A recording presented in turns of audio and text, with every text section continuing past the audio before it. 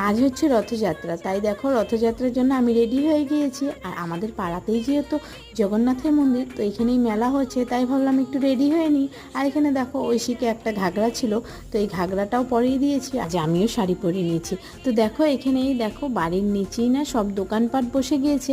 আর আমার দেখে না অনেকটাই ভালো লাগছিল দেখো, আর আমার মেয়েও দেখছিল। আর এর মাঝখানে দেখো এত মেঘ করেছে কি বলবো, হয়তো এখনই বৃষ্টি চলে আসবে। আর বৃষ্টি চলে আসলে না অনেকটাই খারাপ লাগে। তো ওনারা এত কষ্ট করে দোকানপাট সব বসিয়েছে, আবার গোটাবে। আর এখানে দেখো ওই সেই ঘাগরাটা পরে একটু ঘুরে নিল। তো চলো এই দেখো মন্দিরে চলে এসেছি। আর এই তো আমাদের জগন্নাথ, সুভদ্রা, বলরাম। তো তোমাদের সাথে একটু সবাইকে দেখিয়ে দিলাম, জানো তো কীর্তন হচ্ছিল। তো চলো তোমরা সবাই একটু শোনো আমার সাথে।